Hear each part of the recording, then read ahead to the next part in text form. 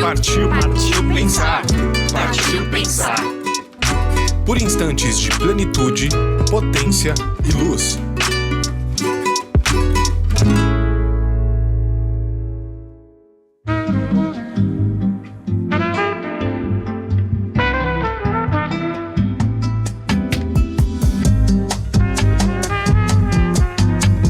Está no ar o hashtag Partiu Pensar, porque hoje é terça-feira. E terça-feira é dia de partir para pensar. Venha comigo, vamos refletir juntos. Quem sabe pensando juntos, conseguimos pisar em chão mais firme. Outro dia, vendo a televisão, alguém disse assim: eu não gosto muito dessas coisas de misticismo. Aí isso me chamou a atenção, porque a pessoa deu o assunto por encerrado. Ela não tomou a iniciativa de explicar o que ela queria dizer com aquilo. Eu não gosto muito dessas coisas de misticismo. E aí, então, por sorte, o interlocutor, entrevistador, portanto, veja, era uma pessoa que estava sendo entrevistada, né? Que pressupõe, assim, alguma legitimidade, né? Pressupõe que ela tenha algo a dizer sobre algum assunto. Por sorte, ele perguntou: e o que é isso exatamente?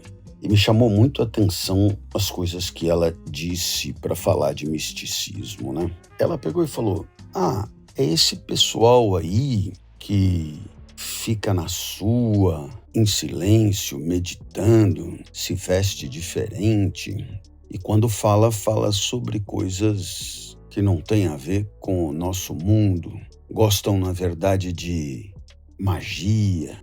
Acho que um pouco foi isso que ela disse. Magia, a roupa, o silêncio e a meditação e o discurso sobre coisas de outro mundo. Bom, então o nosso objetivo aqui é tentar entender um pouco do que se trata. E, naturalmente, eu vou propor a você o meu entendimento, né? Porque primeiro a gente começa com misticismo, tem ismo, e toda vez que tem ismo, a gente já sabe, né? Individualismo, o indivíduo é importante, liberalismo, a liberdade é importante, socialismo, a sociedade é importante, né? Hedonismo, o prazer é importante, misticismo, o místico é importante, né? Então, nós temos que fuçar no místico, né? E aí a pergunta é: esse místico é o quê? Do ponto de vista gramatical, é um adjetivo, né? É um adjetivo, enquanto prazer, liberdade, igualdade, indivíduo são substantivos, esse místico é um adjetivo, né? Então, a pergunta é: o que pode ser místico, né? Quando a pessoa respondeu, ela disse: esse pessoal aí. Então, nós poderíamos imaginar que ele estivesse referindo a uma pessoa mística. Mas nós já sabemos que quando nós falamos de uma pessoa, nós temos sempre um enorme problema, porque estamos falando de uma vida muitas vezes longa, onde a pessoa fez um pouco de tudo. Então, dizer que uma pessoa é mística, seria preciso que ela tivesse esse lado místico como sua grande definição desde que nasceu até o momento que morreu, e eu não sei se isso é possível. Então, o que eu vou propor aqui a você é que o substantivo mais, assim, claro para místico é uma experiência mística, né? Uma experiência mística, que, claro, é vivida por uma pessoa, mas isso não significa que a pessoa seja mística do nascimento à cova, ainda que ela possa se dedicar a ter experiências místicas muitas vezes, né? Fiquemos com a experiência como sendo mística, né? E o que caracterizaria essa experiência mística? Bom, eu vou partir de alguns casos concretos, né, para que a gente chegue a uma conclusão no final, ok? E eu vou partir de um exemplo de misticismo romântico. Por quê? Porque eu vou partir desse misticismo? Porque eu acho que está mais na mão, ele é mais aqui terreno, mais próximo, né? Envolve coisas nossas, né? Então eu vou pedir a você para imaginar um indivíduo louco de pedra, apaixonado, né? Louco de pedra de paixão, né? Por uma pessoa, né? Tristão e Isolda, né? Sabe dessas pessoas que pensam na outra 24 horas por dia, né? Vai fazer xixi à noite e vê a pessoa no vaso, né? Quando eu digo no vaso, é no fundo do vaso. Isso é uma experiência tipicamente masculina que faz xixi olhando para o vaso de cima, né? Então, as mulheres, enquanto estão fazendo xixi, não veem lá o fundo do vaso. Então, veja que existe a possibilidade de, num cenário desse, haver uma experiência mística, e essa experiência mística tem a ver com viver a vida do outro, né? Com ser capturado pela imagem do outro, pela ideia do outro, né? Então, acho que você entendeu. Esse é um primeiro traço do místico, né? Da experiência mística. O outro assume uma importância tão imensa na vida de quem o ama, né? O amado, ele é tão presente na vida de quem o ama, que nós vamos chamar aqui de amante, né? Que ele ocupa todos os espaços da vida, né? Ocupa todos os espaços da alma, ocupa todos os espaços da mente, né? Então, esse é um exemplo de experiência mística. Eu vou dar um segundo exemplo de experiência mística, né? É um clássico exemplo do peregrino russo, né, que descobriu uma pequena oração. E aí, então, ele encontrou um sábio e disse: o que eu faço com essa oração? Aí o sábio disse: comece por dizê-la, né? Aí quando eu terminar, aí diga de novo. Aí diga 10 vezes, aí diga 100 vezes, aí diga 1000 vezes, 10.000 vezes. De tal maneira que o peregrino, ele passava todo o seu tempo repetindo aquela oração. Então, perceba que, nesse caso, né, nós temos uma certa semelhança com o caso do romance citado anteriormente, né? Porque aquela oração e o conteúdo daquela oração ocupa toda a mente do peregrino 100%, né? É uma ocupação plena da mente do outro, né? Então, olha que coisa curiosa, né? Você tem aí uma captura da mente do peregrino pelos dizeres da oração, assim como você tem uma captura da mente do amante pela imagem do amado, né? Então, pegar um terceiro exemplo de místico, né, de experiência mística, que é muito descrito pelos budistas, né, que é uma integração plena no cosmos, uma integração plena com a natureza, de tal maneira a você se sentir um fragmento do todo, né? Integração plena com a natureza. Como você vê, foi bom ter começado pelo romance que nos é mais familiar, né? Então, misticismo romântico, no segundo caso, misticismo religioso, e aqui no terceiro caso, vamos chamar de misticismo cósmico, né? É você se sentir um fragmento do todo, né? Você se sentir um fragmento do absoluto. À medida que a coisa vai avançando, eu começo a ter dificuldade. Se você me ouve, né? Eu estou explicando, eu sei explicar, eu sei dizer, mas eu começo a ter dificuldade porque vão me faltando as experiências concretas disso que eu estou explicando. Mas eu tenho uma experiência para contar que eu acho muito legal, que você vai achar graça. O meu pai me ensinava a pegar jacaré, né? Eu era menino, eu morei um tempo no Rio de Janeiro, e a gente ia ali atravessava o túnel para ir até Copacabana. Eu morava em Botafogo, e a gente ia a pé até Copacabana, ou então a gente ia na Praia Vermelha, ou então, enfim. Então meu pai me ensinou a pegar jacaré. E eu fiquei fascinado com essa experiência do jacaré. Por quê? Porque no jacaré, quer dizer, o que acontecia comigo não dependia em nada de mim, né? Uma vez tomado pela onda, né, é como se você fosse a onda, né? Você vai na velocidade da onda, você vai na cadência da onda, se a onda quebra, ela te leva junto, e quando ela morre na praia, você meio que morre junto com ela ali, né? Então, é muito, muito, muito legal a experiência do jacaré, porque por alguns segundos você se sente um pedaço da onda, um fragmento da onda. Então, eu entendo que o jacaré foi, de tudo que eu posso lembrar, né, a principal experiência mística, cósmica da minha vida.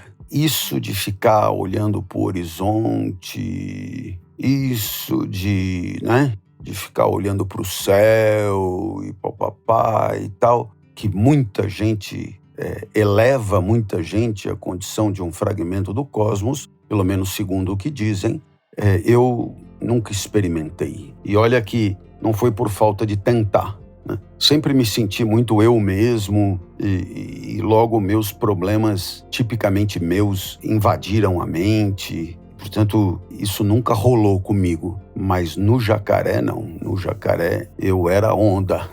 Aliás, quem sabe se um dia eu vou tanto ao Rio dar palestra, tanto, sei lá, uma vez por semana, talvez. Eu passo ali, quando a palestra é na Barra da Tijuca, eu peço para ir pela Zona Sul, não pela linha vermelha, para eu poder rever ali os lugares onde eu morei quando eu tinha 13 anos, exatamente, 12 para 13 anos, né?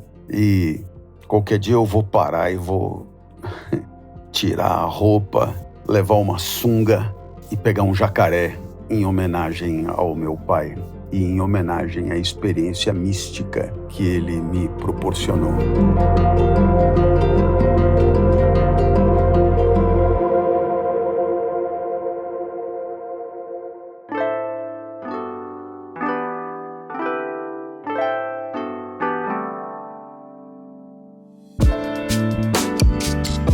Olá, eu sou Clóvis de Barros e venho aqui propor a você nos apoiar a manter vivos os nossos conteúdos de filosofia na internet. Para você participar com uma singela colaboração, você deve entrar em apoia.se/Inédita Pamonha. Repetindo, apoia.se/Inédita Pamonha. Você pode nos ajudar demais a honrar os nossos compromissos, pagar nossos editores, as nossas plataformas e manter nosso conteúdo vivo para que ele continue impactando as pessoas como tem feito.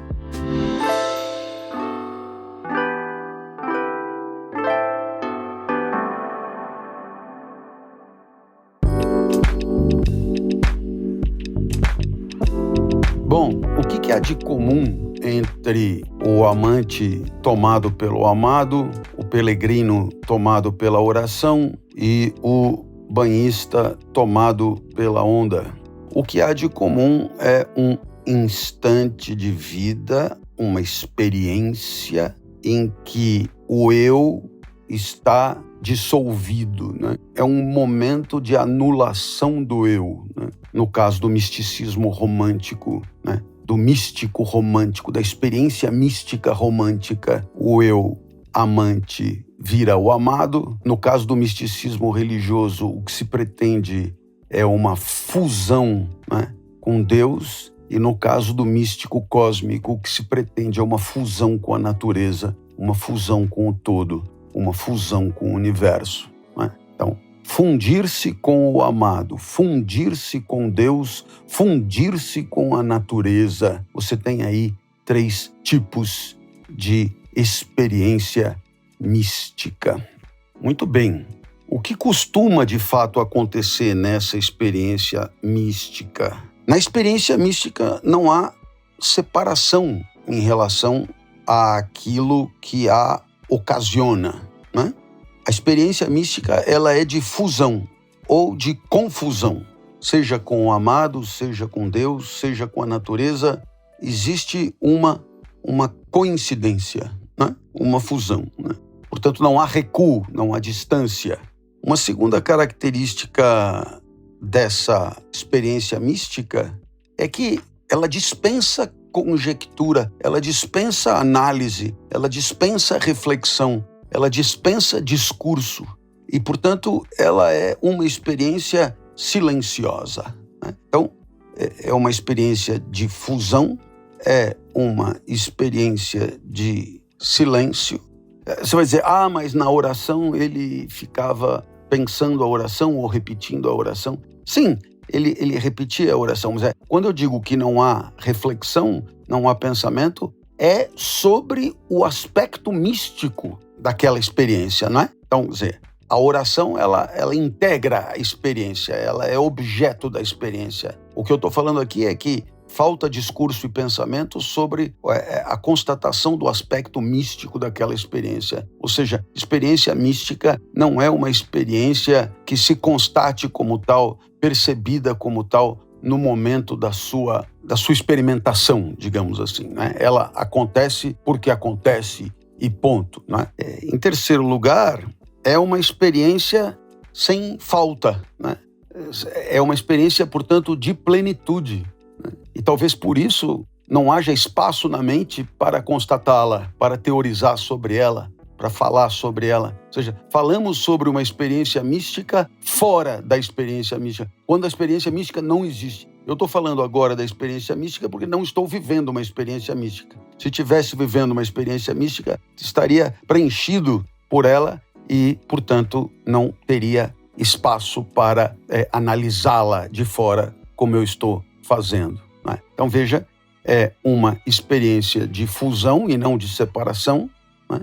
É uma experiência de silêncio, né? E não de discurso, é uma experiência de plenitude e não de falta, né? E, em quarto lugar, ao longo de uma experiência mística, durante uma experiência mística, o tempo do espírito descola completamente do tempo do relógio. Ou seja, o que é o tempo de duração de uma experiência mística, ele em nada coincide com meia hora, 1 hora, 2 horas. Ou seja, não temos a menor ideia de quanto aquilo durou no tempo do relógio. E é o que nós poderíamos chamar aqui, entre nós, de eternidade, né?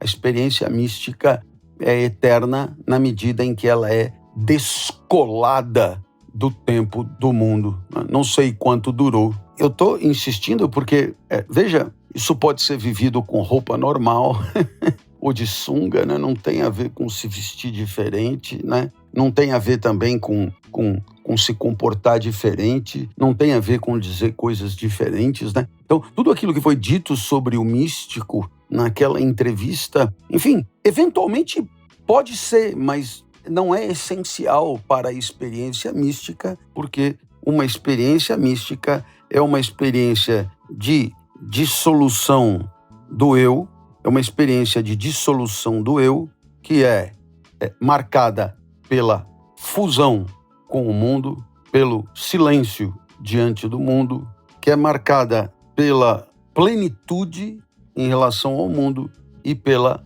eternidade ou pelo descolamento completo do tempo do mundo.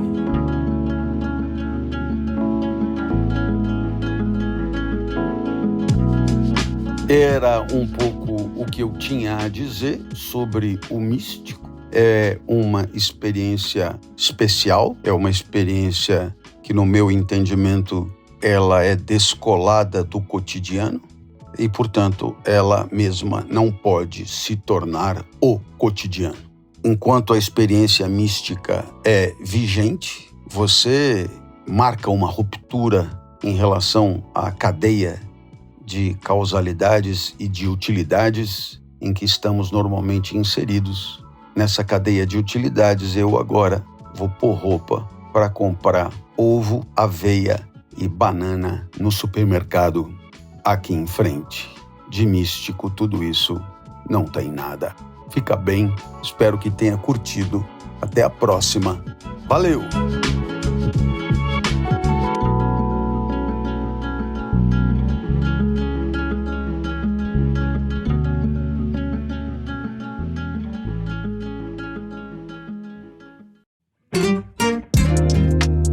Você ouviu o Partiu Pensar, por Clóvis de Barros Filho, trazido até você pela revista Inspire-se. Gostou do nosso programa? Então use a hashtag Partiu Pensar e continue a refletir sobre este episódio nas redes sociais.